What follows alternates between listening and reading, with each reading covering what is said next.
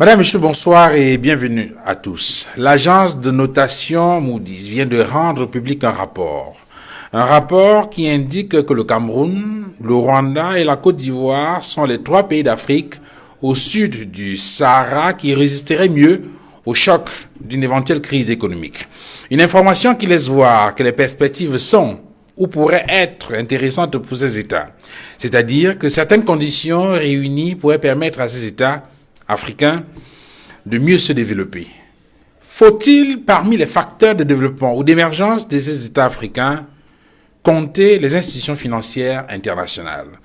Pendant que certains économistes soutiennent que ces institutions internationales ont mis en place des programmes qui ont permis à ces États africains au début des années 2000 de massifier les investissements et de jeter les bases de l'émergence, d'autres pensent plutôt que ces institutions financières internationales ne sont que les puissances coloniales qui sont revenues avec de nouvelles tuniques. La Banque mondiale et le Fonds monétaire international sont-ils des leviers de développement ou des instruments d'asservissement des États africains? Cette question est au centre de cette émission 237 débat. Merci, Madame, Messieurs, de nous recevoir chez vous.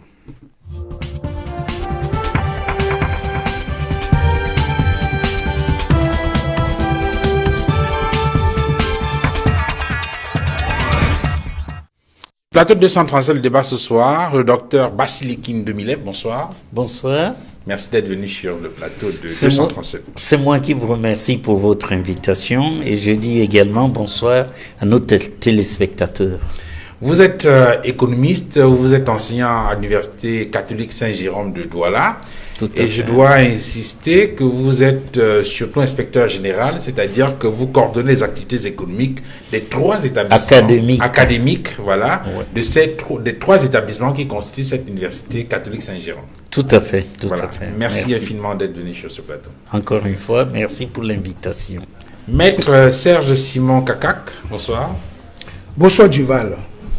Vous êtes avocat au barreau du Cameroun et je devrais ajouter que vous êtes président de l'association Juristes d'Afrique pour la bonne gouvernance. Tout à fait, Duval.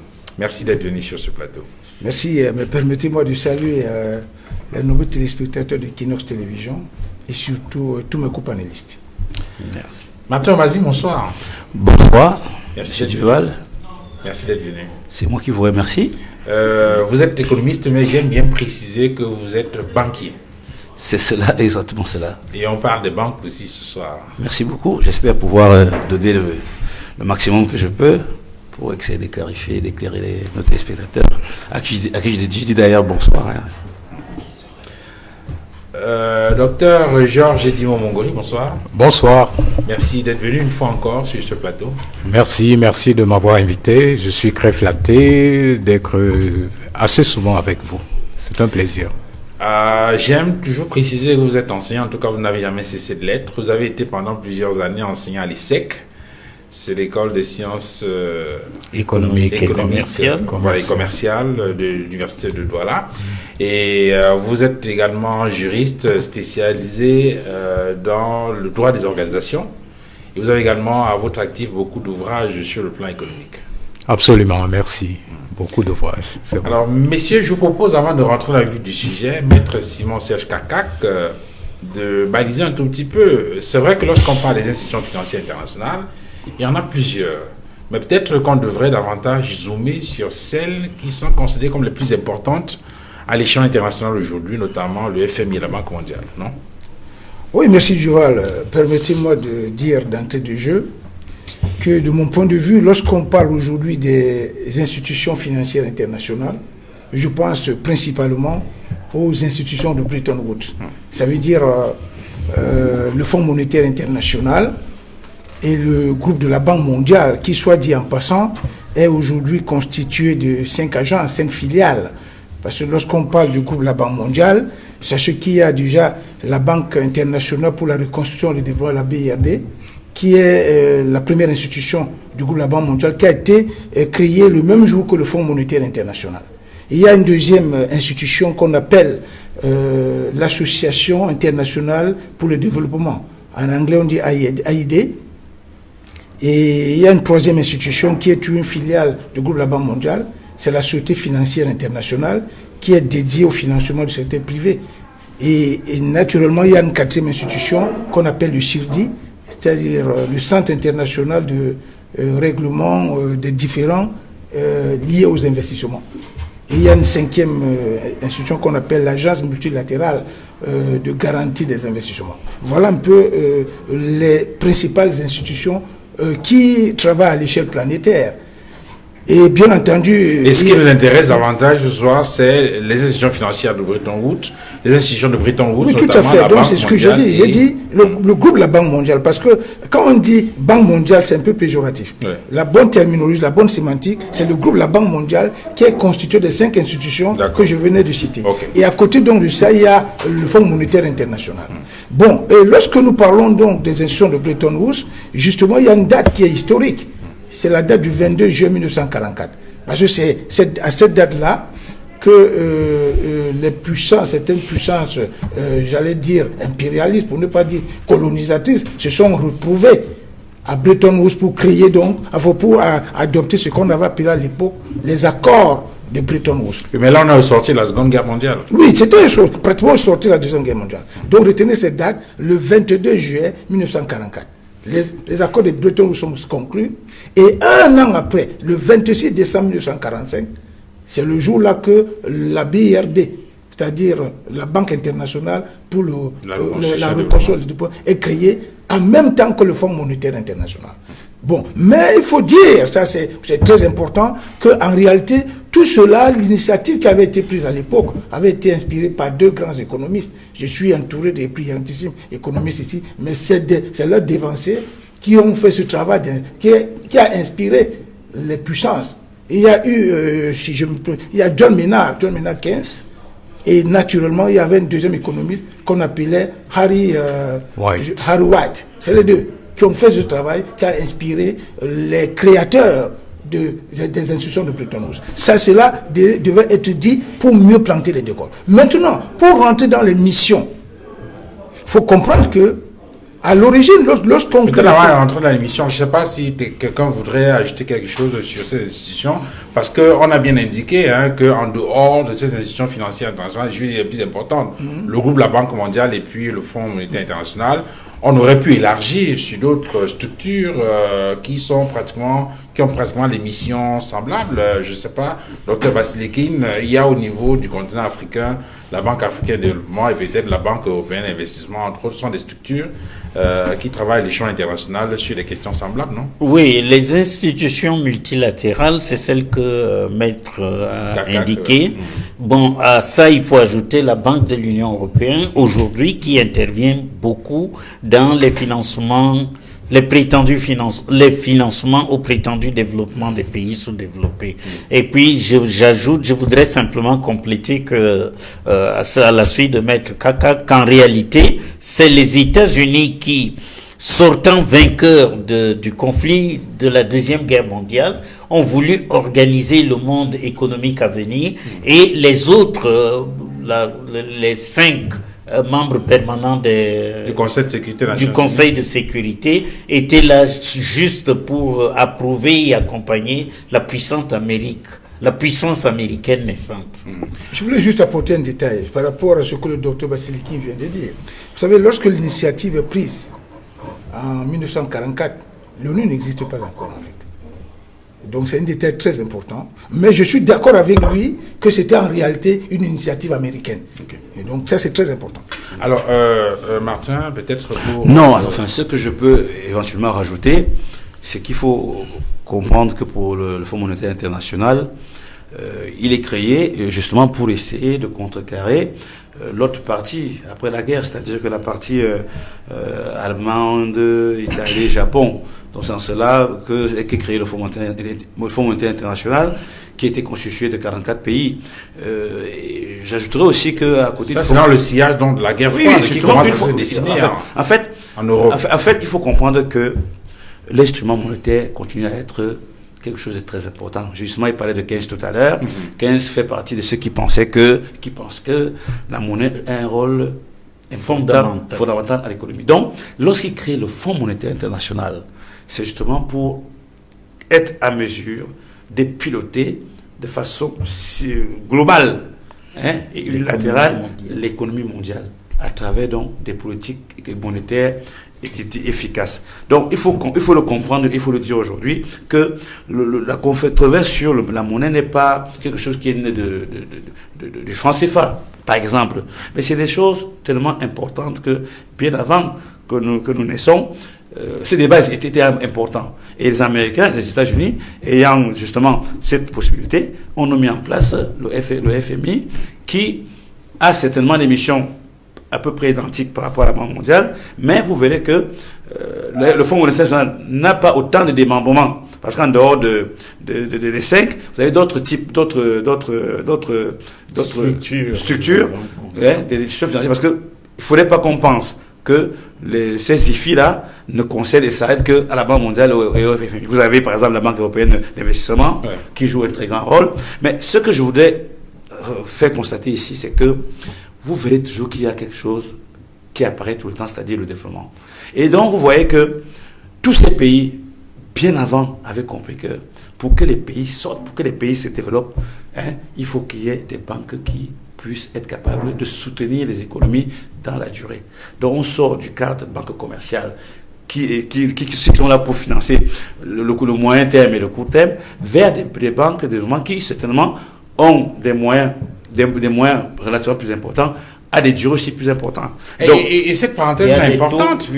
Et cette parenthèse est importante parce que cela permet peut-être de clarifier un certain nombre de points. Martin, vas-y, vous êtes banquier et vous êtes mieux placé pour l'expliquer. Très souvent, lorsqu'on parle de banque, est-ce que les banques ont vocation à aider au développement? Parce que dans l'imaginaire populaire, et pour un certain nombre de personnes, lorsqu'on parle de banque, on pense à une structure qui a vocation d'abord à faire des profits. C'est une institution commerciale. Commerciale, naturellement. Oui, c'est des entreprises dont le but ultime est de faire du profit. Mais il faut comprendre aussi une chose. Ces institutions financières internationales ne sont pas des structures privées. Mais le rôle politique que jouent les États, petits les États, qui acceptent de se mettre ensemble pour aider d'autres États qui sont en difficulté. Donc, au jour d'aujourd'hui, il faut comprendre que ce ne sont pas des gens qui viennent pour vous apporter des ressources à taux perdu. C'est-à-dire que non, c'est des gens qui sont là pour que l'argent qu'ils placent auprès des États leur apporte. Seulement, la différence qu'il y a entre le financement classique des banques et celui des institutions financières internationales, c'est que non seulement, la durée est beaucoup plus longue et les taux d'intérêt sont aussi, c'est-à-dire le loyer de l'argent, le prix que vous payez lorsqu'on vous donne de l'argent, c'est ça le taux d'intérêt, sont moins importants. D'où le semblant de différence que l'on veut souvent faire croire aux communautés, aux populations, à savoir que le FMI et la Banque mondiale elles sont là pour faire du bénéfice. Comme toute autre banque, simplement, les mécanismes d'obtention ne sont pas les mêmes que dans les banques classiques. Alors, docteur Georges Edimo-Mongori, lorsqu'on parle du FMI, précisément, le rôle qui vient tout de suite à l'esprit, c'est d'apporter des financements au gouvernement des pays qui sont en difficulté. Et donc, on pense à l'aide au développement. Oui, mais en fait, avant tout, c'est beaucoup plus promouvoir ou garantir la stabilité financière. Vous savez, nous évoluons dans un cadre, il y a 189 États qui sont aujourd'hui membres du Fonds monétaire international. Il est nécessaire qu'on fasse la promotion de la coopération économique, la coopération financière. Et même si ces institutions sont en fait des banques, comme l'a dit quelqu'un, elles sont au départ pensées pour aider au développement.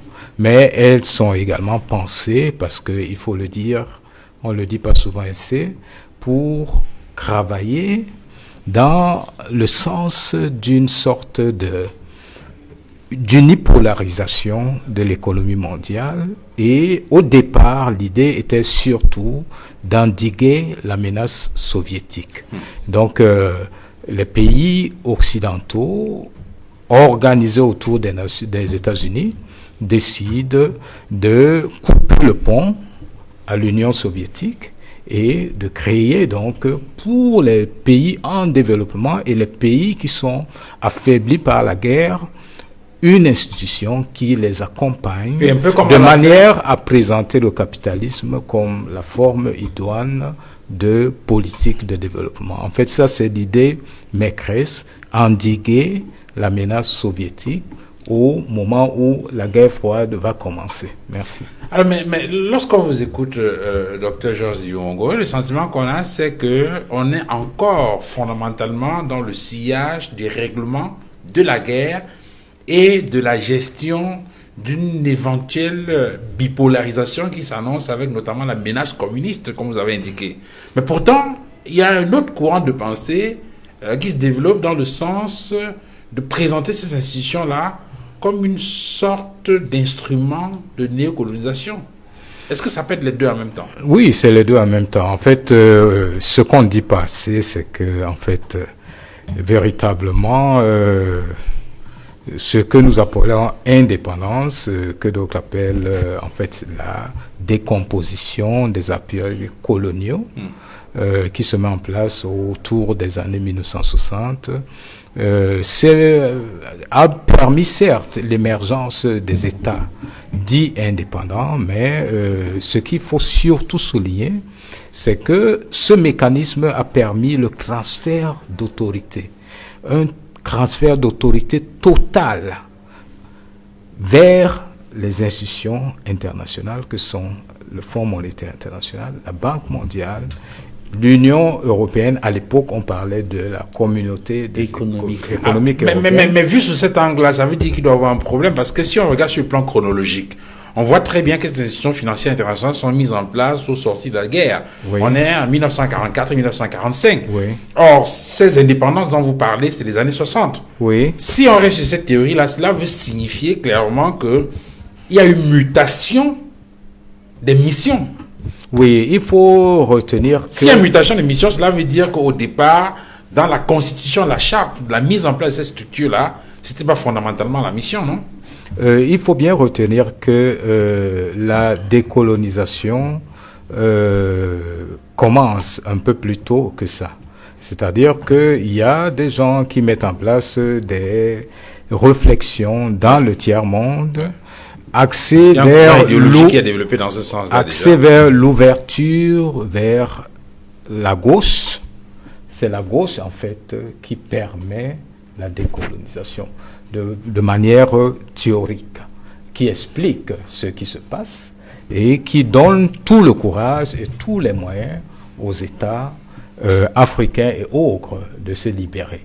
Vous voyez que, actionnant dans ce levier, il importait que les États comme les États-Unis et l'Occident d'une manière générale coupent un peu ce contact avec la gauche, le bloc socialiste, qui était représenté à l'époque par la Chine, de Mao, mais également par l'Union soviétique. Donc, on crée une institution qui redonne la vitesse à la croissance, mais en même temps, qui encadre tous les pays qui sont colonisés et les tire, parce qu'il faut dire, on travaille dans le cadre de la Deuxième Guerre mondiale. Et les alliés, parmi les alliés, il y a la France, il y a la Grande-Bretagne, il y a les États-Unis.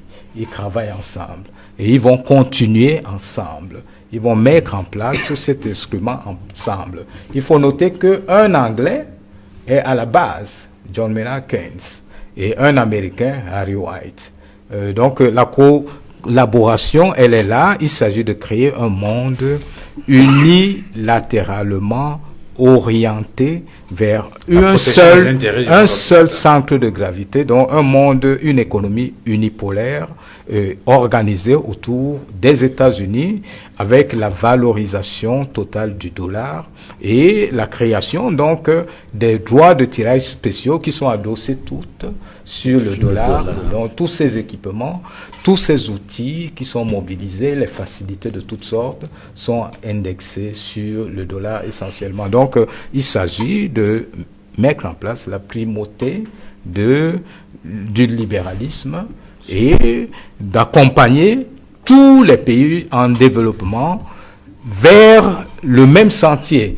Donc, quelque part, c'est ce que je voulais surtout dire. Il y a eu un grand transfert d'autorité. Au moment où on nous donne l'impression qu'on devient indépendant, en fait, on transfère l'autorité qu'avaient les puissances coloniales vers les institutions internationales, notamment la Banque mondiale et le Fonds monétaire. Alors, avant de donner la parole à Maître Kaka, qui va certainement développer là-dessus, je voudrais recueillir votre avis très rapidement sur cet aspect-là. Dr Bassili Kindobilep, au finish, l'esprit qui guide la mise en place de ces institutions financières internationales. Oui, à mon avis, ce que le docteur Mongori venait de dire est parfaitement tenable. C'est ça l'effet historique. Ouais. Mais il faut ajouter que il s'agissait d'abord pour les Américains d'uniformiser l'économie mondiale en mettant, comme il l'a rappelé, le dollar au centre de tout. Et nous ne pourrions pas évoluer dans cette réflexion si nous ne tenions pas compte qu'à côté de ces structures-là, il y a le GATT, qui aujourd'hui est l'OMC, Organisation mondiale du commerce, qui est mis en place précisément pour fluidifier la circulation monétaire. Et il a parlé de transfert d'autorité tout à l'heure, c'est-à-dire que depuis l'existence de ces organismes de Bretton Woods, les États ont perdu la possibilité de battre monnaie. Il s'agit aujourd'hui que si un pays, quel qu'il soit, a besoin de beaucoup d'argent pour son développement, eh bien, il faut qu'il s'adresse à ces gens-là qui, eux, créent la monnaie pour l'ensemble de l'humanité. Alors, sur ces missions-là, Maître Simon Serge Kaka, vous avez certainement d'autres éléments à ajouter sur les missions qui fondent la mise en place du FMI, notamment.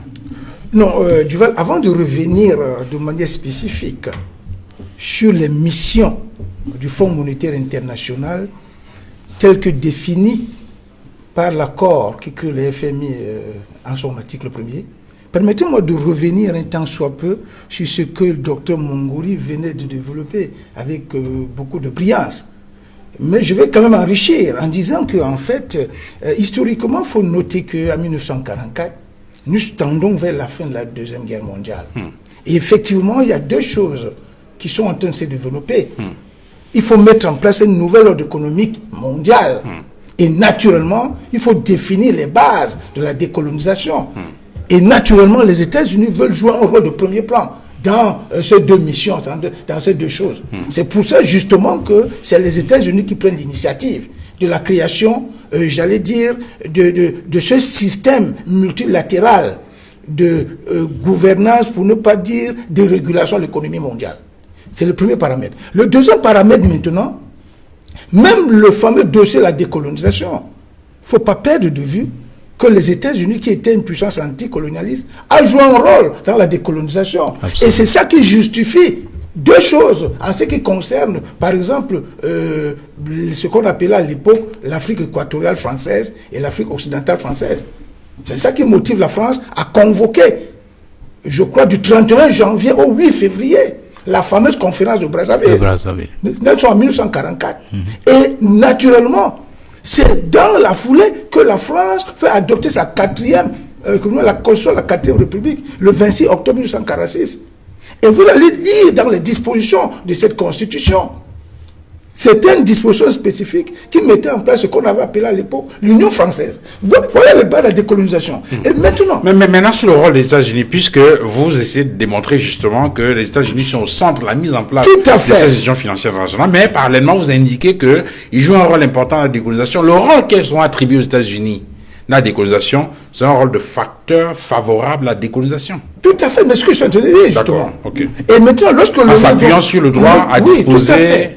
Le droit des peuples à disposer d'eux-mêmes. Tout à fait. Oui. Et lorsque dans la foulée, parce que, comme tout à l'heure, je faisais observer au docteur Bassili King, l'initiative du 22 juillet 1944 qui a abouti aux accords de Bretton Woods précédait la naissance formelle de l'ONU en 1945. Et c'est maintenant les mêmes États-Unis qui reviennent faire intervenir, faire une espèce de pression sur l'ONU pour accélérer le processus de décolonisation. C'est pour ça que justement, lorsque vous lisez par exemple la fameuse loi cadre de 1956, qui avait été préparé à l'époque par le ministre français d'Outre-mer qu'on appelait Gaston Defferre, et qui avait pour directeur de cabinet M. Pierre Mesmer. Parce qu'à l'époque, beaucoup de gens ne le savent pas. Pierre Mesmer était le directeur de cabinet de Gaston Defferre. C'est eux qui préparent la loi cadre sous le contrôle du président René Coty à l'époque. C'était sous la pression de l'ONU et sous la pression des États-Unis. C'est pour vous dire qu'en réalité, voilà ce qui s'est passé. Maintenant, pourquoi aujourd'hui beaucoup d'observateurs, beaucoup d'intellectuels considèrent le Fonds monétaire international et le groupe de la Banque mondiale comme des instruments de néocolonialisme? C'est tout simplement parce que justement, après notre fameuse accession à la souveraineté internationale, vous allez voir que les missions du FMI ont changé, notamment depuis 1976. Vous comprenez? Parce qu'au départ, là, ça me permet donc maintenant de revenir sur les missions originelles. Oui. Parce que lorsque vous lisez la charte du FMI en 1945, vous allez voir que la première mission, c'était encourager la concertation et la coopération économique internationale. C'est la première mission. Deuxième mission, c'était, j'allais dire, de contribuer au système d'échange fixe. Troisième mission, c'était réguler le système monétaire d'échange fixe. Et naturellement, la quatrième mission, c'était essayer de veiller aux économies des pays industrialisés. Ils l'ont dit dans la charte. Maintenant, ces missions ont évolué en 1976. Parce qu'ils se sont rendus compte qu'effectivement, leur rôle de régulateur du système monétaire qui était basé sur l'échange fixe et qui privilégiait l'utilisation du dollar, ce système a eu beaucoup de problèmes. Est-ce qu'il y a fondamentalement une évolution de la mission? Vous avez rappelé, peut-être qu'on rappelle, quand vous voyez la quatrième mission, vous avez dit quoi, Maître Kak?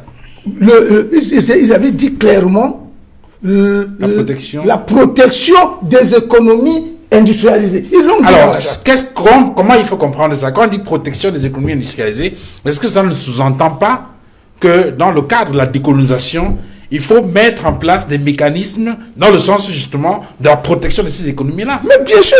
Mais de ce point de vue, on ne peut plus parler d'évolution. On parle de la mise en application peut-être des mesures qui étaient peut-être sous-jacente et qui n'était pas clairement... Je suis entièrement d'accord avec vous. Ouais. Peut-être, il y a eu une petite évolution sur le plan littéral. Okay. Mais du point de vue purement téléologique, ça veut dire l'esprit qui prévalait. Oui. Je pense qu'ils sont restés dans la même posture. Mais ce que je veux simplement dire, c'est qu'officiellement, ils ont dit en 1976 que nous changeons maintenant de mission. Okay. On va maintenant jouer un rôle d'intermédiation dans les crises financières. On va jouer un rôle d'accompagnement pour les États qui sont en difficulté structurelle et conjoncturelle. On va jouer un rôle de conseil. Et c'est là où l'idée même des fameux programmes d'instruments structurels commence à être. Donc on a eu l'impression qu'il y a eu une espèce de phagocytation des missions, même si sur le fond, ils sont restés sur la même posture.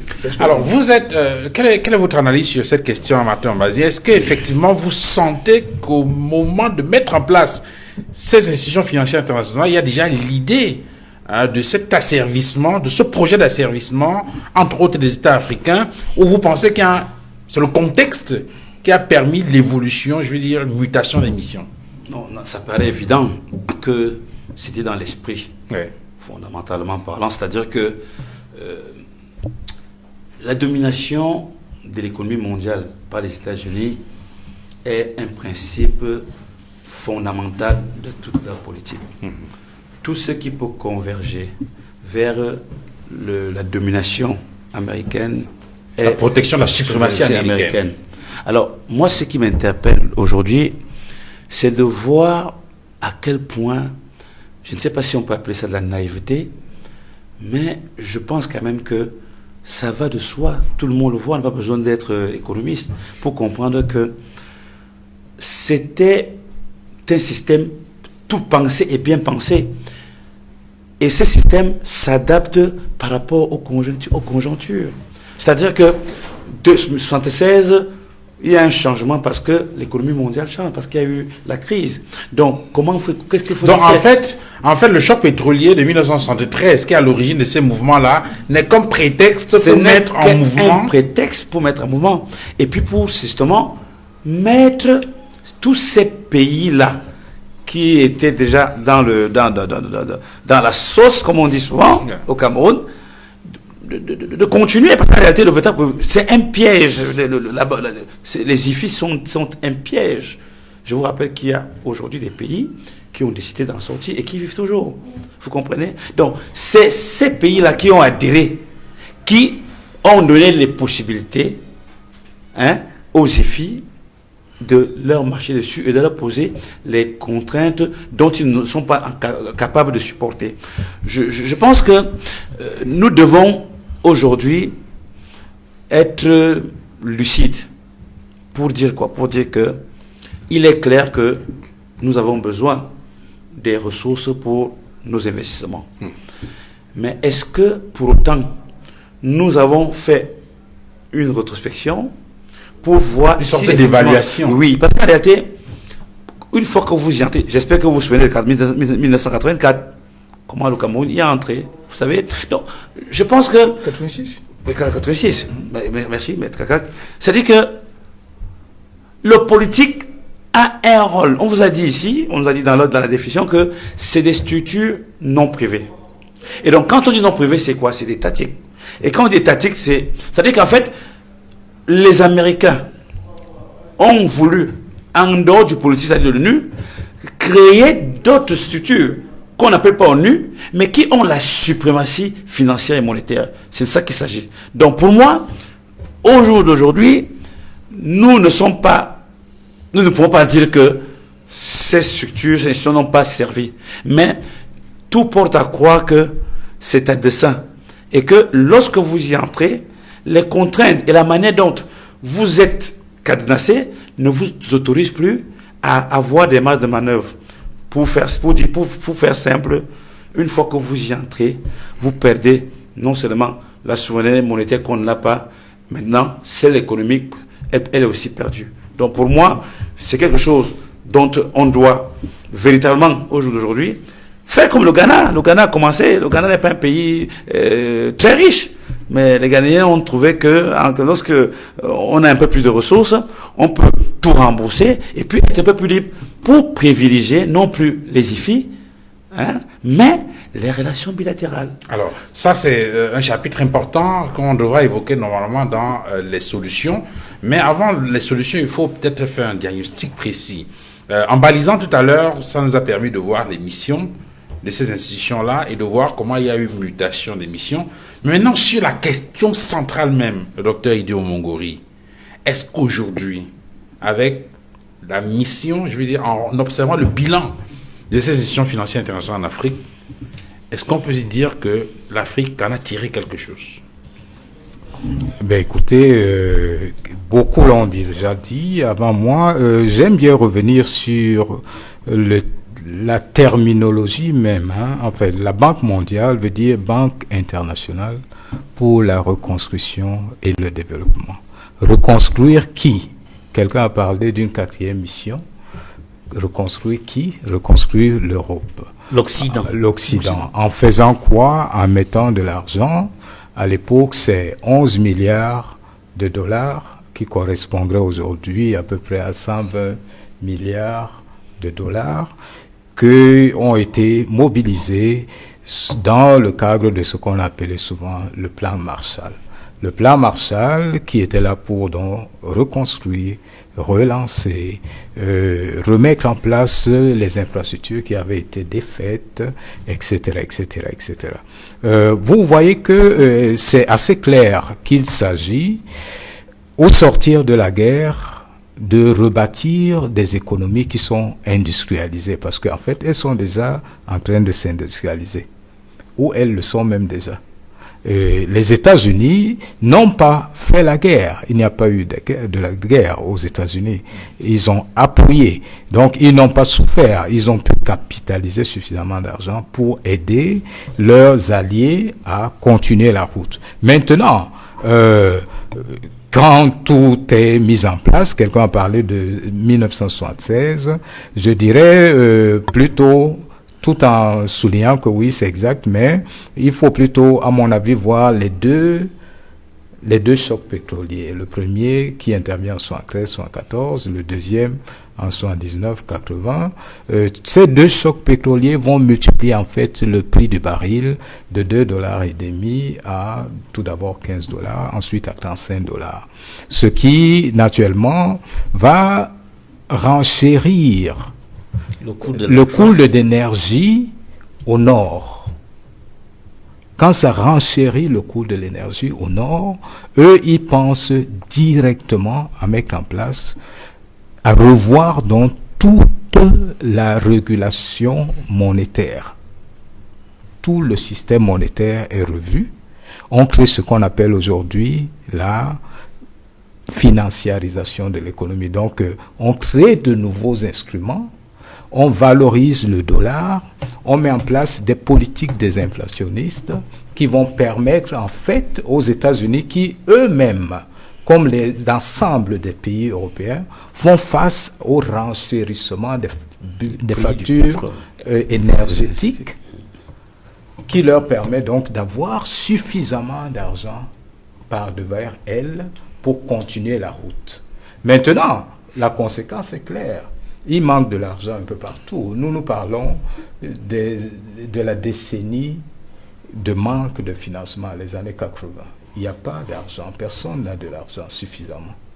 Dans les années 70, il y en a suffisamment parce que le prix du baril a été multiplié par 10, oui, par on 15. se souvient d'ailleurs qu'au Cameroun, par exemple, ça a donné lieu à la mise en place d'une multitude de structures dans le sens justement de booster l'économie, mais qui quelque temps après vont s'affaisser justement. Vont s'affaisser parce que justement après le deuxième choc pétrolier, les cours du baril vont plonger et s'effondrer en 85 et rester dans cette tendance baissière jusqu'en 2001, au moment où Osama Ben Laden fait percuter les deux tours. C'est là où les cours du baril vont remonter. Donc, d'une manière générale, retenons, à mon avis, que pendant très longtemps, les pays du Sud ont eu des problèmes. Et ces problèmes, ceux qui devaient les solutionner, c'était le Fonds monétaire et la Banque mondiale. Maintenant, qu'est-ce qu'ils ont fait? C'est de ça qu'il s'agit aujourd'hui. C'est la Banque mondiale, le Fonds monétaire international qui ont mis en place toutes les mesures qui ont contribué à la désindustrialisation de l'Afrique, à la privatisation. Ils ont privatisé tout, ils ont réduit les salaires, ils ont gelé les investissements dans les infrastructures. En fait, ce sont ces institutions qui ont tué les économies africaines. C'est pas moi seul qui le dis. Parmi eux-mêmes, ceux qui dirigent ces institutions, beaucoup ont démissionné, il faut le savoir.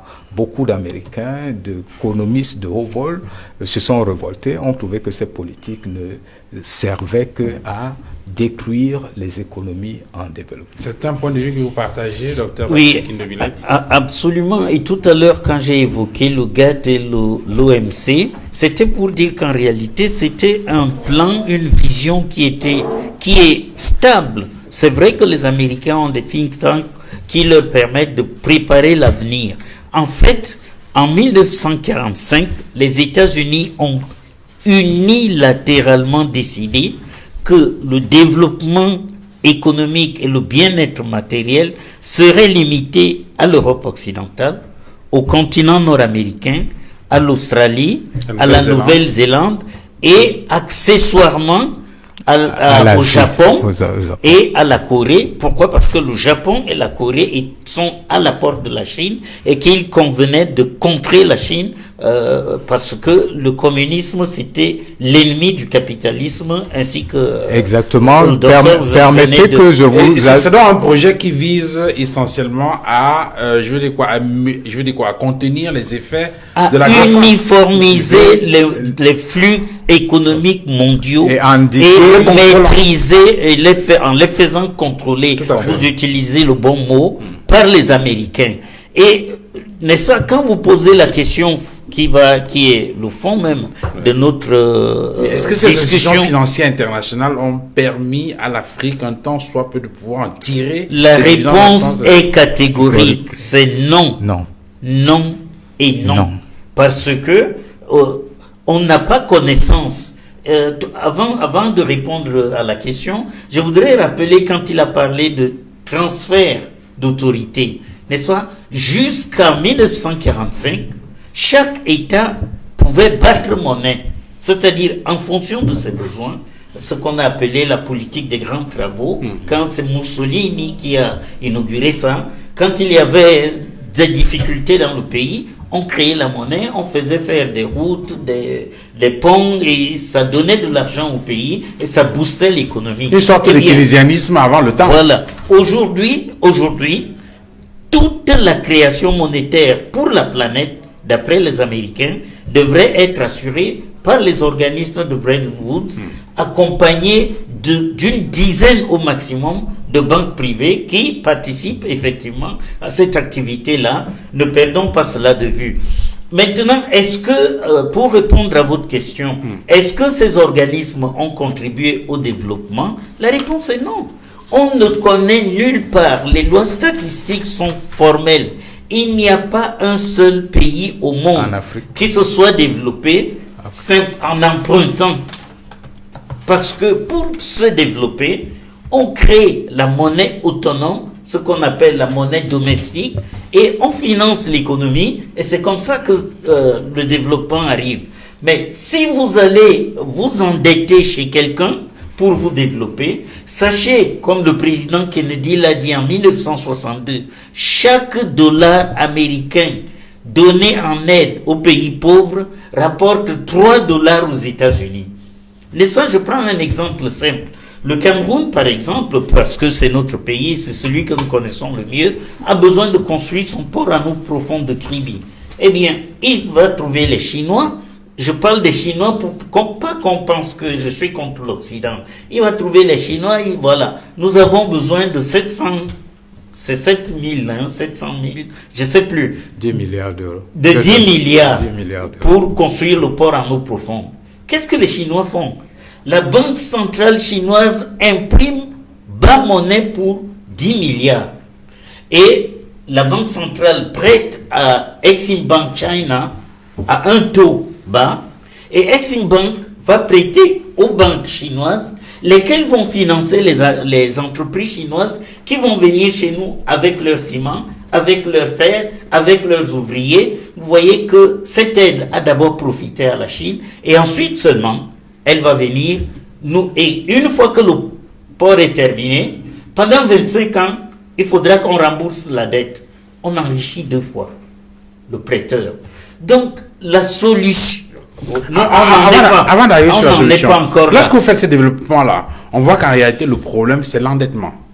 C'est l'endettement. Mais l'autre problème, même quand c'est l'aide publique au développement, c'est la même logique. Alors, cela veut dire qu'à ce moment-là, il ne faut pas y voir seulement les institutions financières internationales qui prêtent. Et c'est pour ça que j'évoque dans notre débat le GATT et l'OMC. Okay. Parce que vous ne pouvez pas agir en dehors des règles qui sont ceux de l'Organisation mondiale du commerce, qui voudrait que le libéralisme devienne la loi absolue en matière de développement économique. Et le libéralisme absolu, en Afrique, en tout cas, la sauce n'a pas pris. Votre avis sur la question, Maître Kakak, pourquoi l'Afrique n'a pas pu tirer, si on reste sur le développement fait par les deux, je vais dire par le docteur Edimo et le docteur Basilikine, pourquoi les Africains n'ont pas pu tirer le meilleur des institutions financières internationales? Et le fait de ce que le prêt y a-t-il le meilleur dans ces institutions? C'est la question. La vérité, c'est que Duval, je suis entièrement d'accord avec le développement de mes prédécesseurs sur la question. Vous comprenez? Et moi, je vais juste enrichir en vous disant que, en fait, le Fonds monétaire international, ou bien les institutions de Bretton Woods, ont utilisé 3 stratagèmes sous l'influence déterminante des États-Unis. Vous comprenez? Vous avez entendu parler certainement du consensus, du fameux consensus de Washington. C'était en 1990. C'était un Américain qui a inspiré cela, on l'appelait, je crois, un certain Williamson, j'ai oublié le prénom. C'est lui qui a défini les 10 commandements qui constituent le fameux consensus de Washington, que le Fonds monétaire international a repris textuellement. Je vous donne quelques commandements. C'est dans ce consensus qu'on vous parle de la libéralisation des échanges, de la libéralisation financière, de la privatisation des entreprises publiques. Vous comprenez? Tout part de là. Et il y a beaucoup d'autres commandements comme ça. Il y en a 10 au total. C'était des stratagèmes pour appauvrir d'abord l'Afrique. On appauvrit d'abord, et on revient maintenant, on fait semblant d'apporter des solutions. On vient donc mettre en place des programmes d'ajustement structurel après avoir appauvri. Et les gars font comme si nous apporter, je voulais dire, des solutions ne consistent qu'à réguler la gouvernance financière. Tous les jours, ils sont là, ils font des réunions avec le ministère des Finances. Tout se passe comme si, pour nous aider, il faut se limiter exclusivement au Intéressons-nous un peu à ce programme d'ajustement structurel, Maître Kakak. Lorsqu'effectivement, en pleine crise, au début des années 80, ces institutions financières internationales proposent ce programme d'ajustement structurel, lorsqu'on regarde les conditionnalités, lorsqu'on regarde le contenu de ce programme d'ajustement structurel, on a le sentiment effectivement que c'est un programme qui devrait à terme permettre aux États africains de reconstruire leur économie et de se relancer vers l'émergence. Non, ça ne pouvait pas. Parce que c'est ce qu'ils disent. C'est ce qu'ils disent. C'est tout à l'heure, je vous ai dit que lorsque nous interprétons l'action des institutions de Bretton Woods, il faut toujours avoir deux interprétations. Oui. Il y a l'interprétation littérale, ce que vous dites dans les discours, et avoir une interprétation théologique. Quel est l'esprit qui sous-tend l'action? Donc c'est ça le fond du problème. Ce qu'ils viennent vous dire dans les discours, c'est qu'ils apportent des solutions. Mais en réalité, c'est une technique pour nous maintenir dans la dépendance économique. Et voilà, je vais vous dire. Tout à l'heure, il a posé le problème de l'endettement. C'est une stratégie. Parce qu'en réalité, l'économie du surendettement dans laquelle nous sommes embrigadés aujourd'hui, n'est que la résultante de ce qui s'est passé à partir du consensus de Washington. On nous a appauvris. On a récupéré, j'allais dire, ce qui pouvait constituer le socle de notre industrie. Parce qu'en fait, à partir des privatisations, ils ont récupéré tout ce qui nous appartenait comme société. Alors, je pose la question clairement pour qu'on se comprenne. Et tout à l'heure, peut-être que Martin va développer aussi. Lorsqu'on prend le cas de cette crise économique, on regarde cette solution qui est proposée par les institutions financières. Ce sera le programme d'ajustement structurel avec ses contraintes. Est-ce qu'il y a possibilité de faire autrement? Il y a possibilité de faire autrement parce que, première chose que je vais vous dire, lorsque vous parlez de ce programme d'ajustement structurel, je parle ici sur le contrôle des économistes qui sont ici. Vous comprenez?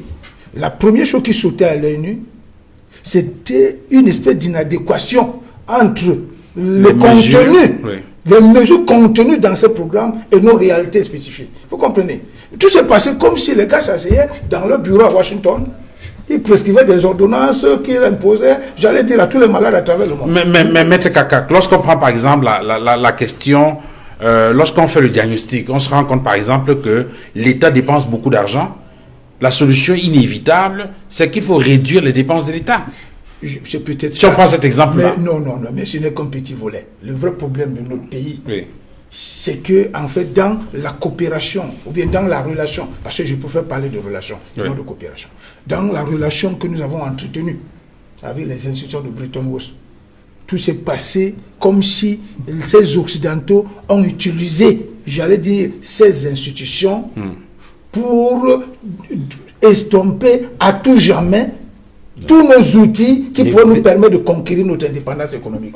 C'est là le débat. Donc s'il y a des choses à refaire aujourd'hui, c'est à ce niveau. Moi, je ne suis pas de ceux qui pensent qu'il faut arrêter cette coopération, mais je pense que c'est à ce niveau justement qu'il faut agir. Maintenant, vas-y sur cette question-là. Quelle est votre analyse? Si on prend cet exemple, et qui est très souvent présenté par des économistes comme étant un fait majeur, une illustration claire de ce que les institutions financières internationales n'ont pas fondamentalement aidé les États africains dans le cas des années 80 avec cette crise-là, avec les contraintes qui ont été imposées entre griffes par les institutions financières internationales. Est-ce qu'on pouvait faire autrement? Est-ce qu'aujourd'hui, avec le recul, on pense qu'on aurait pu procéder autrement que d'accepter ces mesures contraignantes des institutions financières internationales qui, visiblement, selon le débat qui est fait sur ce plateau, ont contribué plutôt à, et seraient, ou si vous voulez, à enfoncer l'économie africaine?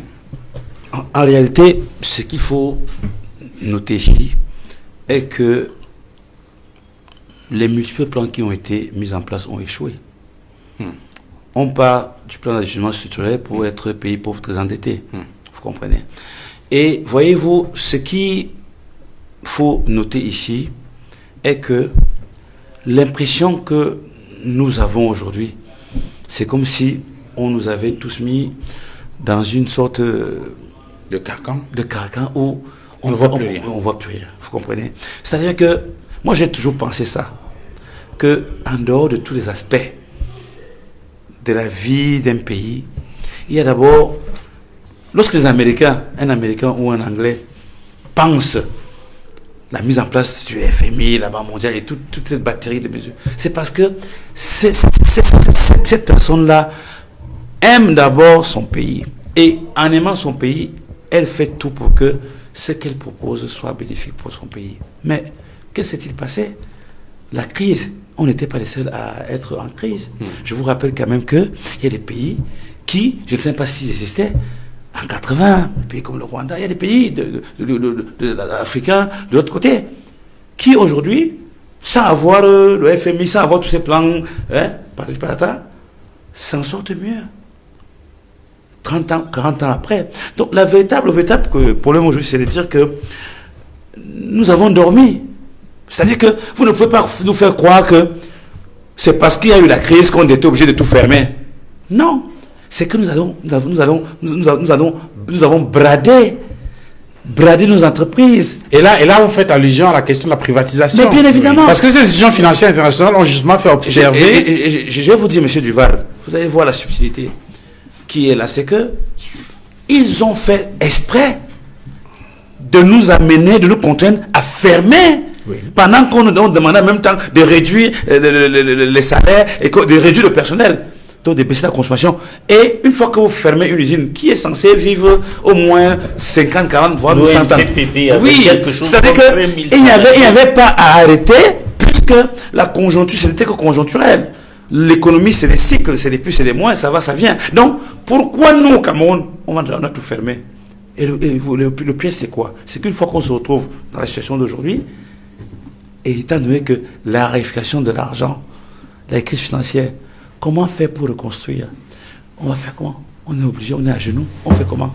Les mêmes gens aujourd'hui, les mêmes FMI vont vous dire que maintenant que vous êtes allé à ce niveau-là, là on vous a mis, pour que vous essayez même de redémarrer, voilà encore. Ouais. Donc, l'endettement, moi je vais vous dire, je fais partie de cette famille de pensée économique qui me laisse penser que l'Allemagne est sur la bonne voie, toujours été sur la bonne voie. Et je vous rappelle déjà que l'Allemagne, la France suit l'Allemagne comme un enfant suit son papa qui a un paquet de biscuits. Parce que la rigueur est la base de la bonne gestion. Est-ce que le problème est dans l'endettement, Martin Mazi? Est-ce que le problème n'est pas la qualité de l'endettement? Non, c'est les deux. Et puis je vais vous dire une chose aussi. La complicité des IFI, Institution financière internationale, avec même nos gouvernants.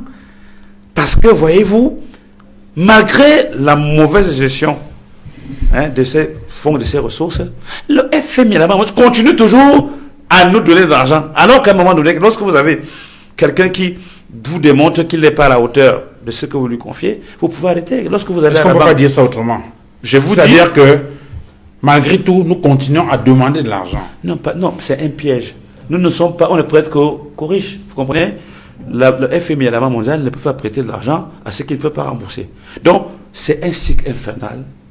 Et pour en sortir, il faut qu'à un moment donné, votre économie soit tellement prospère sur la durée, comme l'a fait le Ghana. Quand ça a été bon, le Ghana dit, ok, maintenant moi je peux me débrouiller seul. Mais combien de pays aujourd'hui peuvent se passer des IFI? Combien de pays? Donc, l'endettement va continuer. La dépendance va continuer. La perte de souveraineté va continuer. Et nous n'avons que nos yeux pour pleurer parce que ce n'est pas demain matin que les ressources que le FMI et la Banque mondiale nous donnent vont nous permettre de sortir de la crise. Nous sommes en crise perpétuelle et permanente. Vous voyez que un programme remplace un autre. Et quand celui qui remplace l'autre arrive, on ne fait pas le point sur. Moi, je vais toujours demander quel est le bilan des pays pauvres d'endettés. On est revenu à payer un revenu intermédiaire? Je ne pense pas. Donc, notre problème aujourd'hui, c'est de dire que le FMI et la Banque mondiale ont échoué. Mais ce n'est pas à eux de nous dire ce que nous devons faire. Nous savons ce que nous devons faire. Mais le lien colonial qui lie ceux qui nous gouvernent aujourd'hui est de telle sorte que ça biaise tout désir de changement de politique ou d'options.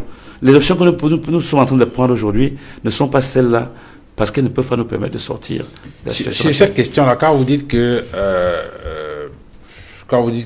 ce n'est pas à ces institutions financières internationales de dire ce qu'il faut faire, cela rappelle justement qu'à un moment donné, on a eu l'impression que les programmes qui étaient conçus par les Africains dans le cadre du programme d'assurance structurelle étaient nettement meilleurs que ceux qui avaient été conçus dans le bureau de Washington, par exemple, de Maître Kakak. Il semble que ceux qui ont le plus réussi, c'était des programmes ou des projets qui avaient été construits en Afrique. Mais c'est pour ça que... Cela veut donc dire qu'effectivement, il faut penser endogène. Oui, c'est pour ça que je dis que nous ne pouvons pas mettre notre situation sur le dos du FMI dans la Banque mondiale. Je vous dis encore que les 10 premières économies, par exemple, d'Afrique, aucun pays de la zone, par exemple, la zone France ne s'y trouve. Oui. Je vous dis, le Botswana, tous ces soi-disant petits pays, entre guillemets, n'ont pas eu tous ces programmes dans leur politique économique. Simplement, il y a ce qu'on appelle le bon sens en économie. Et ces pays-là ont opté pour le bon sens. Dépenser mieux, bien dépenser. Le Cameroun, aujourd'hui, est l'un des pays où, pendant que nous n'avons pas une croissance forte, nous continuons à tout faire pour que l'on développe la croissance à l'extérieur. Vous croyez que c'est le FMI qui va nous dire de ne pas acheter plus de VX? Au contraire, c'est ça Bretton Woods, c'est ça les Américains. Tant que vous pouvez commander chez nous et que vous pouvez développer notre croissance, vous allez continuer. Si vous ne mettez pas un terme à cela, c'est pas le FMI. Il y a donc l'hypocrisie dans le développement. Bien évidemment. Parce que lorsqu'on lit les rapports de la Banque mondiale, justement, le sentiment qu'on a, c'est qu'ils dénoncent pourquoi est-ce que ce type de dépenses. Pourquoi est-ce que la Banque mondiale ne met pas en place une politique qui viserait à réduire l'écart structurel qu'il y a entre les importations et les exportations? Vous savez très bien que le jour où cela est fait, l'Occident va perdre la primauté qu'elle a sur nos économies. Le jour où on importerait moins, c'est leur croissance qui va en pâtir. Donc, ce n'est pas eux qui doivent nous dire. Nous, aujourd'hui, nous devons mener une politique économique qui nous permette d'abord de faire sur place, de façon endogène, comme vous dites, et en même temps, ça va les mettre en difficulté. Et le désir de toujours d'aller prendre là-bas, parce qu'en réalité, une fois qu'on vous donne l'argent, qu'est-ce que vous faites? C'est pas ici que vous le dépensez. Vous redonnez encore l'argent là-bas. Parce que pour construire une industrie, il faut quoi? Il faut des machines. Qui fabrique les machines? Donc, on vous donne aujourd'hui 10 milliards pour construire une usine. Les mêmes 10 milliards vont repartir pour la consommation, pour le producteur américain ou français. Donc, faisons très attention. C'est pas la bonne voie, à mon avis. Alors, docteur Idi Mongori, lorsqu'on écoute le développement qui est fait par les autres panélistes, notamment Martin Mazing, le sentiment qu'on a, c'est qu'on est dans un engrenage qui est infernal, notamment le cycle de l'endettement qui ne permet pas aux économies africaines de mieux se développer. Pourtant, il y a, lorsqu'on regarde un certain nombre d'indicateurs qui sont dessinés par un certain nombre de structures, je pense à certaines structures de Big Four, Pricewaterhouse ou encore Ernst & Young, les chiffres qui sont indiqués montrent que il y a un déclin irréversible de l'apport de l'Occident dans le PIB mondial, ce qui donne le sentiment que le pouvoir dans les prochaines années devrait être détenu par les pays asiatiques. Et si c'est le cas, effectivement, il pourrait avoir des effets induits sur l'Afrique qui pourrait devenir l'atelier de ces industries asiatiques-là, non? Est-ce que ce n'est pas, je veux dire quoi, est-ce que ce n'est pas un élément de positivisme qui devrait nous amener quand même à penser que malgré tout, il y a possibilité de sortir de l'ornière? Oui, je crois qu'il y a possibilité. La possibilité, elle n'est pas créée par nous, mais elle est créée par les lois économiques. C'est bien toujours de revenir en arrière pour constater une évolution extrêmement forte. C'est ce qui s'est mis en place au cours des années 80 et années 90 que nous, économistes, nous appelons les décennies perdues pour le monde en développement. Perdu pour le monde en développement, pourquoi? Parce que ce monde en développement n'offrait sur les marchés que les matières premières. Or, à partir de 80, au lendemain du second choc pétrolier, le prix du baril plonge et il entraîne le prix des autres matières premières sur 2 décennies. Conséquence, pas seulement l'Afrique, mais tout l'hémisphère sud plonge dans la crise. Il reste juste le Japon qui avait déjà pris de l'avance. Pas parce que le Japon était spécial, mais juste parce que le Japon était l'outil qui permettait d'endiguer la menace soviétique en Asie. Donc, à partir de 1952, les États-Unis ont consenti de donner des brevets d'industrie au Japon par AT&T, par Westinghouse, General Electric, en Corée du Sud, etc., qui se sont donc lancés dans l'industrialisation. Et les Japonais étant très futés, en peu de temps, ils ont affiché une compétitivité industrielle beaucoup plus forte que celle des États-Unis. Et là, et c'est ça le plus important, les lois économiques nous permettent souvent de nous rattraper. En fait, quand le Japon, à l'entrée des années 80, est au top du développement industriel, lui-même ne peut plus continuer parce que les coûts des facteurs de production deviennent exorbitants. C'est là où les quatre dragons émergent. Donc, on délocalise en fait les capacités de production vers les voisins qui sont le Singapour, Hong Kong, la Corée du Sud et le Taïwan. C'est les quatre seuls pays de l'hémisphère sud qui vont sortir du lot à la fin des années 80 et s'imposer au début des années 90. Je vous rejoins dans ce que vous dites. En effet, depuis les années 90, il y a un autre développement qui s'est mis en place. C'est que, en fait, ces pays qui avaient toujours spolié les autres sont entrés dans une dynamique de tendance baissière. Depuis 90, en effet, ces pays que nous appelons souvent les pays de l'OCDE, les pays occidentaux, de l'Europe, des États-Unis, y compris le Japon, ça fait partie de ce qu'on appelle les pays de l'OCDE, les pays les plus industrialisés, qui affichaient 65%, qui représentaient 65% du PIB mondial. Du PIB mondial en 90, sont aujourd'hui à peu près à 35%. Et ça va continuer à baisser. Et ça va continuer. D'après toutes les prévisions, ces pays sont en train de sortir du jeu. Et la meilleure illustration, c'est les États-Unis qui étaient à 22% et qui en sont à 15% aujourd'hui. Qui étaient à 22% en 90, qui sont à 15% aujourd'hui. Et la Chine qui était à 1% à 90. Qui est montée à 15%. Qui est montée à 15%. Et qui, de toutes les prévisions de M. Trump contre les... D'où la guerre. Et maintenant, d'après toutes les prévisions, sur les 5 grandes puissances qui vont dominer l'économie mondiale en 2030, 4 seront asiatiques. Et il y aura des répercussions sur le continent africain. Naturellement, c'est ça les contraintes des lois économiques. Aujourd'hui, produire en Chine est devenu prohibitif, c'est trop coûteux. Il faut délocaliser. Il faut délocaliser. Les réclamations écologiques sont extrêmes. Les jeunes ne peuvent plus travailler aux mêmes conditions salariales que leurs parents. Donc, du coup, vous comprenez que deviendra l'atelier du continent asiatique. Je souhaiterais que vous ne parleriez pas au futur simple. Parce que ce n'est pas c'est pas une loi mathématique. D'accord. Parce que il va se trouver que, face aux Asiatiques, si nous ne pouvons pas négocier d'égal à égal et rechercher nos avantages, eh bien, nous n'en tirerons rien. Je prends un exemple. On entend dire ici au Cameroun, les Chinois sont méchants, ils payent mal les employés, etc. Ce genre de choses.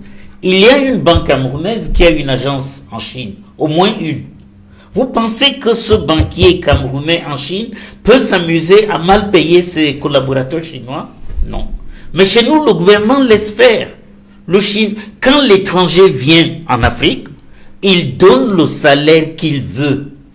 Et cet aspect des revenus, parce que avant même d'investir, il faut pouvoir épargner. Et on ne peut épargner que si on a un niveau de revenu raisonnable. Et ça aussi, c'est une règle, une loi économique.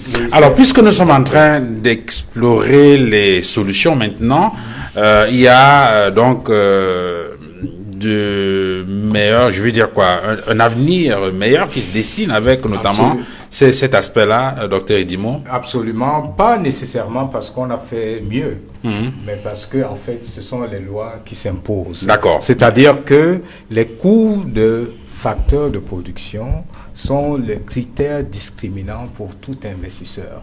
Le capital, par nature, est apatride. Ça veut dire que l'investisseur recherche les opportunités de rentabilité qui sont les meilleures. Si elles se trouvent aujourd'hui à Bafang, ils iront à Bafang. Il ne tient pas compte du fait qu'il est américain. Non, les capacités de production peuvent être délocalisées un peu partout. Aujourd'hui, en effet, nous sommes au quart, nous représentons le quart des coûts de production asiatiques. Donc, fatalement, la prochaine et peut-être la dernière frontière de la croissance, elle est forcément africaine. Aussi parce que la dynamique démographique est si importante que le marché est un gigamarché en devenir, donc qui va forcément attirer, mais naturellement, quelqu'un l'a dit, c'est pas tous les pays qui vont profiter de cette dynamique. On a cité, Maud a cité quelques économies. Le Cameroun, la Côte d'Ivoire. Oui, le Cameroun, pour moi, je mettrais le Cameroun devant tous. Pas parce que c'est mon pays, mais parce que c'est, en fait, même si il y a eu trop de surfacturation, ce que nous décrions tous les jours, mais c'est aussi peut-être l'un des pays qui fait peur. Ouais. Parce qu'il a massifié ses investissements d'infrastructures et il a mis en place un plan directeur d'industrialisation. Donc, il y a des fondements, il y a des bases qui sont... une logique à une intégration industrielle. Et vous savez, aucune économie ne peut jamais se développer si elle ne s'industrialise pas. Et donc, pour chuter, je dis, les solutions sont là. Les pays qui vont s'industrialiser, qui vont adopter les innovations rapidement, qui, et ça c'est le cas du Cameroun, qui sont aussi peut-être bien positionnés, parce qu'en fait, en économie, la position géographique joue un rôle extrêmement important. Lorsque vous êtes dans l'intime proximité des pays qui sont riches en population, lorsque vous êtes innervé par plusieurs corridors de transit, vous êtes mieux placé que tous les autres. Donc la zone de libre-échange continentale qui se met en place profitera essentiellement à ceux qui seront, dont on utilisera le territoire, dont on utilisera les énergies. Aujourd'hui, vous le savez certainement, le Cameroun, aujourd'hui, est le seul pays qui, dans ce golfe de Guinée, dispose de suffisamment d'énergie, potentiellement, beaucoup d'énergie, et surtout les profondeurs maritimes, c'est peut-être une coïncidence, sont essentiellement importantes. Les atouts sont importants, les obstacles aussi. Les obstacles, la corruption, elle est là. Et les détournements de fonds, la mauvaise qualité de la dépense publique et la guerre. Voilà. Et la guerre à l'ouest. Sur cette question à mettre Kaka, puisqu'on est en train d'explorer les solutions, on vient de voir, avec le développement que vous avez fait, que les institutions financières internationales, en réalité, ne peuvent pas être des facteurs sûrs de développement. Disons ça de façon simple comme ça. Oui. Alors, quelles sont donc les possibilités qui nous sont offertes? Est-ce à dire que nous sommes condamnés? Non, je ne pense pas que nous soyons condamnés, on s'en fout. Parce qu'en fait, tel que nous l'avons dit autour de ce plateau, il est clair que le Cameroun dispose d'un certain nombre d'atouts qui peut valablement lui permettre de sortir de cet engrenage machiavélique dans lequel les institutions de production sont plongées. Tout à l'heure, il y a quelque chose de fondamental qui s'est dégagé dans nos développements. Première chose, il est clairement établi que ces pays qu'on a considérés, ou bien qu'on a toujours considérés comme les pères fondateurs des institutions de Bretton Woods, ne sont plus les maîtres de l'économie mondiale aujourd'hui. C'est la première chose. Ça, c'est quelque chose qu'on peut valablement exploiter. Il y a une deuxième chose, parce que je vais aller très vite, il y a une deuxième chose qu'il faut également prendre en compte. Et là, c'est même le FMI qui nous donne cet outil. Parce qu'il y a une divergence de vue entre le gouvernement camerounais et le Fonds monétaire international sur notre taux d'endettement. Vous comprenez? Parce que du côté du gouvernement, on vous dit, écoutez, nous sommes en parfaite conformité avec ce qu'on appelle les critères de convergence. Vous comprenez? Les critères de convergence, et parmi ces critères de convergence, il y a ce critère qui dit que pour qu'une économie soit considérée, ou bien pour qu'un pays, comment dirais-je, pour qu'une soit considérée comme... la question de la soutenabilité de la dette. Voilà. La soutenabilité de la dette, on vous dit clairement que la dette demeure soutenable tant que le taux d'endettement est reste inférieur ou égal à 70% du pays. Oui.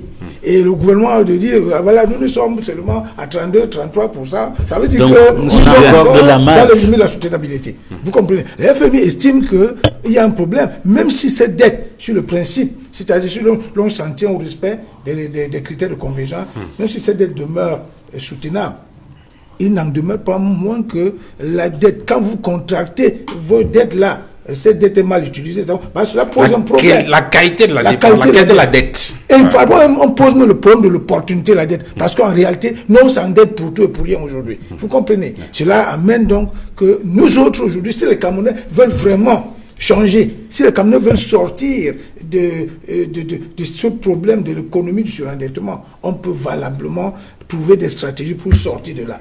La troisième chose qu'il faut intégrer maintenant, c'est qu'effectivement, cela a été dit sur ce plateau, aujourd'hui, les maîtres de l'économie mondiale commencent à se retrouver du côté de l'Asie.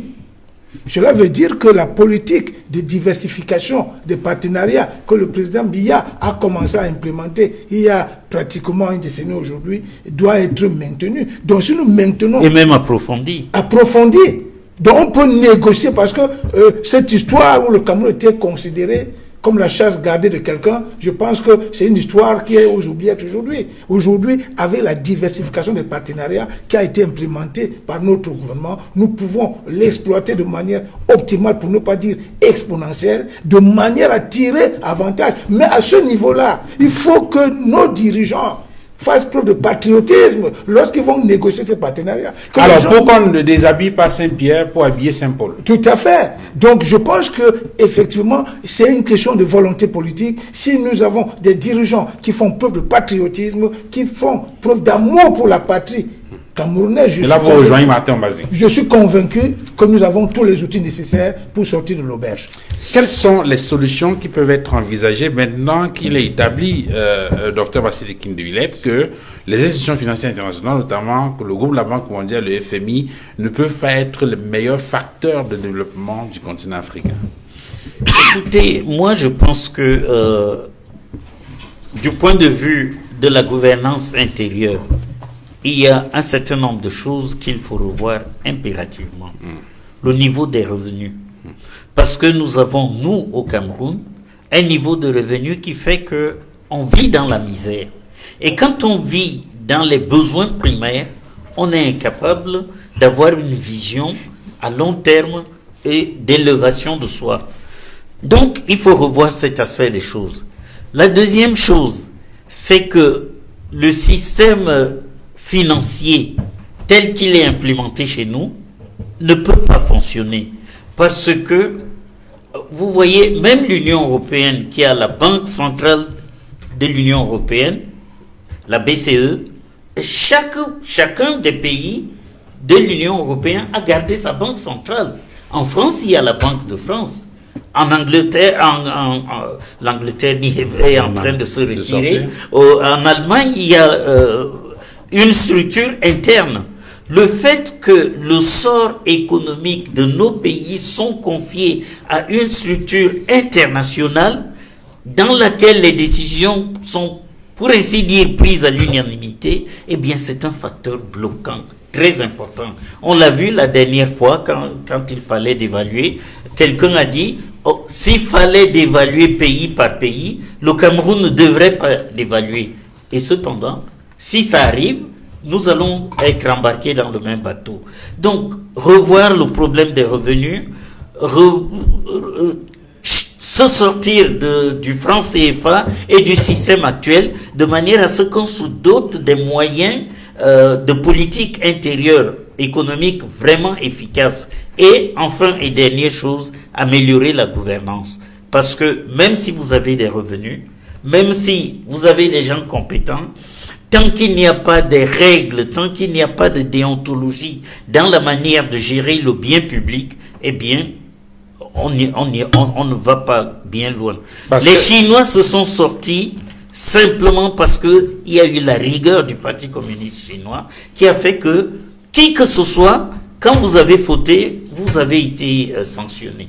Malheureusement, chez nous, ce n'est pas ce qu'on voit. Alors, sur la question de la gouvernance, c'est un levier important puisque ce levier de bonne gouvernance permet d'éviter les crises. Et lesquelles crises sont des facteurs importants d'absorption des fonds qui en Absolument, absolument. Vous voyez, aujourd'hui, le Cameroun est en train de faire 2 guerres parallèlement contre Boko Haram et dans le Nozo.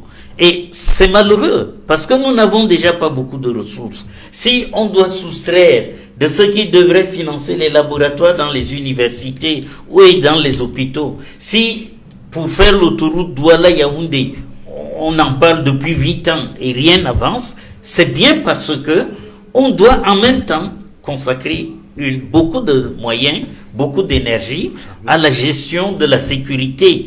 Et je voudrais ajouter une conviction personnelle, c'est que les problèmes que nous avons, qui nous obligent à investir énormément pour notre sécurité, eh bien ces problèmes viennent de l'Occident. On quitte définitivement le FMI, on n'en parle plus. Martin Mazzi. Non, moi je pense qu'il devient très difficile de sortir du FMI sans mettre au préalable un plan d'action clair et net. Il faut de moins en moins y aller et de privilégier désormais des relations bilatérales qui sont beaucoup plus simples et dont les conditionnalités peuvent être mieux négociées. Je pense aussi que l'Afrique, le Cameroun en particulier, a manqué d'audace. Vous savez, le véritable problème avec les pays africains, c'est qu'ils ne parlent jamais d'une même voix.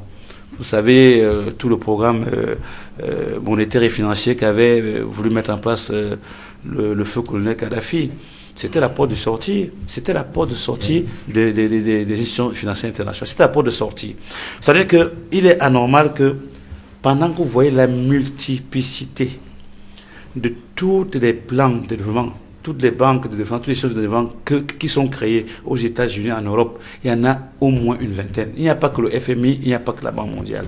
Mais vous voyez, vous, en Afrique, je pense qu'il y a la BAD qui est là.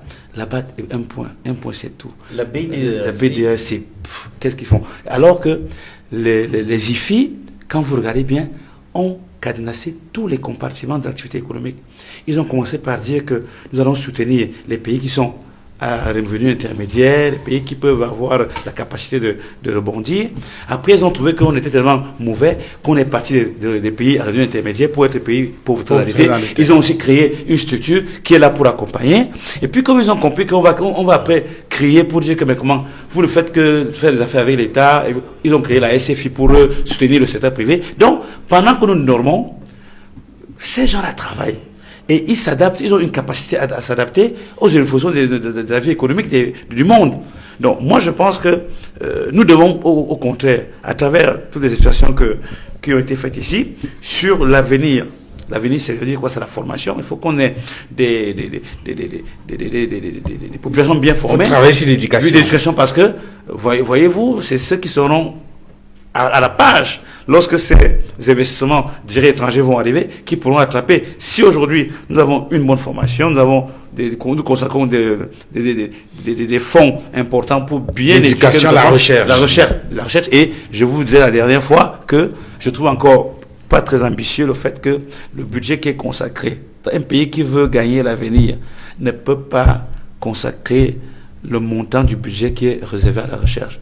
Si nous voulons demain être présent au chantier de la prochaine croissance, il faut absolument mettre le paquet sur la recherche. Sans la recherche, pour avoir des chercheurs qui cherchent et qui trouvent. Justement, parce que nous avons des capacités, nous avons des possibilités.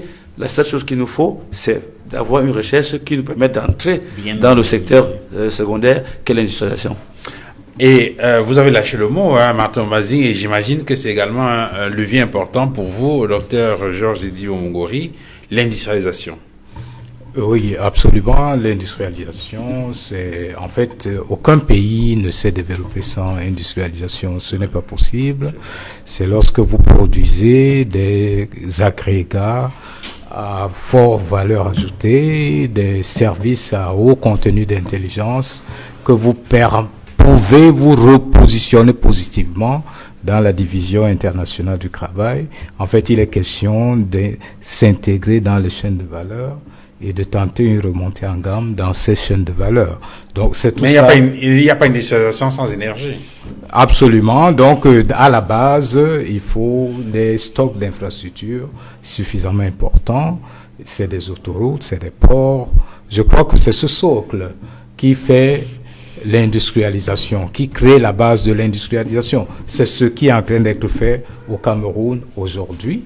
On pose le socle de l'industrialisation, mais beaucoup ont insisté sur un autre facteur, la gouvernance, parce c'est un grand vent contraire. Aussi longtemps que on constatera, c'est pas Edimo qui le dit, c'est la CONAC, c'est l'ANIF, que à peu près il y a 1500 milliards de manque à gagner dans les caisses de l'État chaque année. Quand tu calcules bien, ça correspond à peu près à 2 points de pourcentage de croissance qui sont perdus comme ça entre les poches de quelques-uns. C'est-à-dire qu'au-delà la dynamique décisionnelle. C'est-à-dire qu'au-delà de l'éducation, où il faut investir, la recherche, le développement, l'industrialisation, il faut penser à faire reculer les obstacles qui sont liés à la mauvaise qualité de la dépense publique, les détournements de fonds, entre autres. Entre autres, la guerre également nous fait perdre quand même un point de pourcentage. On l'a évoqué avec la question de la gouvernance. Et les politiques urbaines, elles sont très mauvaises au Cameroun pour le moment. On l'a souvent dit, mais la congestion, c'est un tueur de croissance énorme. Et ça, nous le connaissons, nous le vivons à Yaoundé, nous le vivons plus cruellement à Douala. Je pense que les politiques urbaines sont extrêmement faibles. Il faut les revoir. Pour ce qui est de l'endettement, il faut optimiser les politiques d'endettement. Ça veut dire qu'il faut quand même que les processus de maturation des projets soient revus. Il est important également qu'on emprunte plus à des taux prohibitifs comme les eurobonds, comme les emprunts obligataires, mais qu'on passe à des taux quand même concessionnels. Mais d'autres choses devraient être faites. Mais je pense surtout, quelqu'un en a parlé, c'est l'éducation, la recherche, le développement. Il faut s'approprier l'innovation si on veut aller beaucoup plus vite et beaucoup plus loin. Et quand on dit d'innovation, on pense notamment à la numérisation. La numérisation, entre autres, qui permet quand même non seulement de moderniser votre gouvernance, mais d'améliorer également votre politique budgétaire. En fait, quand on est affilié à la fonctionnalité e-government, nous avons souscrit à ça, mais est-ce qu'on le fait? Toute l'administration n'est pas encore numérisée.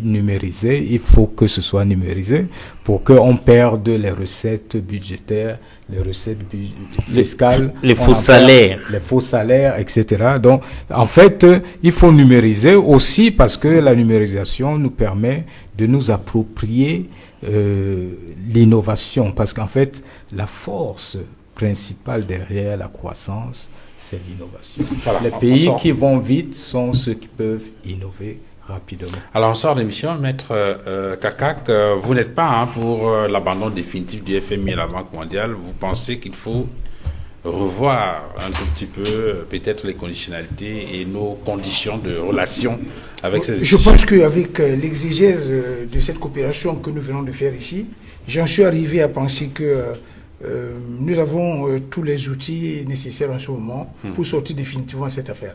Vous comprenez? Je pense que tous les défis aujourd'hui, le principal défi que nous devons de relever, c'est d'améliorer notre gouvernance dans tous ces piliers. Et ça, j'insiste. Parce que lorsqu'on parle de la bonne gouvernance ici, ne nous limitons pas simplement à la gouvernance économique et financière. Il y a beaucoup de piliers qu'il faut regarder. La gouvernance éducative, parce que le premier pilier de la bonne gouvernance, c'est l'éducation, c'est la recherche, c'est la formation de la jeunesse. Le deuxième pilier, il faut qu'on mette l'accent sur la santé des populations. Parce que, effectivement, à ce niveau, les Camerounais ont de la peine à se soigner. Avec une population qui a la peine à se soigner, forcément, à se nourrir, vous ne pouvez pas Une population qui n'est pas suffisamment, ou bien qui n'est pas logée de manière décente, ça pose un problème. Donc tous ces paramètres doivent être vraiment revus. Et naturellement, je reviens sur ce qui a été dit. Il faut mettre l'accent sur une politique d'industrialisation qui nous permettra à coup sûr de négocier notre passage du secteur primaire de l'économie au secteur secondaire. Parce que ça également, nous ne pouvons pas émerger si nous restons toujours au stade primaire de notre économie. Mais bien entendu, avant cela, il y a un préalable. Il faut mettre en place une véritable politique qui va nous permettre d'asseoir notre indépendance énergétique. C'est mon dernier mot. Alors, sur cette question-là, Martin Mbazing, il y a beaucoup de propositions qui sont faites. Bon, on aurait pu peut-être ajouter, je ne sais pas si ça a été dit sur ce plateau, avancer vers la création des zones monétaires, accroître les zones de libre-échange, entre autres. Mais il y a des gens qui, certainement, nous écoutant, se disent, OK, tout ça c'est bien beau, mais on prend de l'argent où? Puisque il n'est pas question de s'endetter. Moi, je dirais que... Où est-ce qu'on trouve les fonds? Moi, je dirais que... Pour réaliser tous ces projets vous savez, il y a deux façons façons de réaliser un gain. Soit c'est que on produit bien, et beaucoup, soit c'est qu'on dépense moins. Moi, je pense que notre problème aujourd'hui, au Cameroun, c'est d'abord de gagner le pari de la gestion des ressources humaines du Cameroun. La gestion saine et équitable. Des ressources humaines. Ça vous paraîtra bizarre au terme de cette émission, mais le mal commence par là. Quand on parle de gouvernance, c'est parce qu'on gère mal nos hommes. Vous savez, quand vous sortez de l'école normale supérieure, professeur, vous vous retrouvez attaché d'ambassade une fois que le matricule est obtenu. Tout ça, c'est ça qui garde la dépense publique et qui ne justifie pas. Vous savez aussi que notre problème aujourd'hui, c'est d'arrêter l'endettement, le surendettement, parce que c'est les générations futures qui vont payer. Et je pense qu'un père qui laisse des dettes à son fils n'est pas un bon père. Et justement, moi je pense que les institutions financières internationales sont là pour nous mettre dans un sentier d'endettement continu. Donc pour arrêter cela, il faut, comme on l'a dit tout à l'heure, la bonne gouvernance, la meilleure utilisation des ressources humaines, et puis maintenant la sortie programmée du franc CFA. Merci messieurs d'être venus sur le plateau de 237 le débat. Merci à vous, docteur Baslekin de Milep, d'être venu. Vous êtes enseignant, vous êtes inspecteur général, le coordonnateur des activités académiques à l'Université catholique Saint-Jérôme de Douala. Voilà, oui. Merci d'être venu. Maître Serge Simon Kakak, merci d'être venu sur ce plateau. Vous êtes avocat au barreau du Cameroun et vous êtes président de l'association Juristes d'Afrique pour la bonne gouvernance. Monsieur Duval. Merci Martin Mbazing d'être venu. Vous êtes banquier. Oui, merci beaucoup. Merci d'avoir accepté de venir échanger. Docteur Georges Edimo Mongori, merci. Merci pour votre contribution. Merci à toute l'équipe technique qui a réalisé cette émission. Mitterrandam, Dallas Tiana et bien sûr Carlos Minoé. Merci à vous tous, madame, monsieur, d'avoir regardé cette autre livraison de 237 le débat. Excellente soirée à tous et à très bientôt. Au revoir.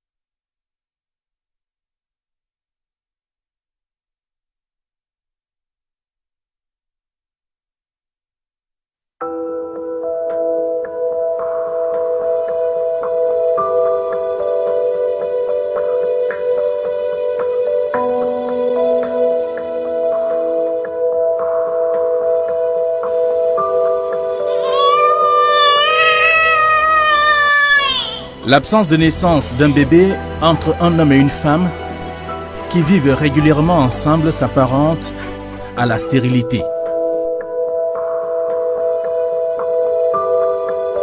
Des médecins qui le révèlent précisent que cela se confirme au bout d'une année de vie commune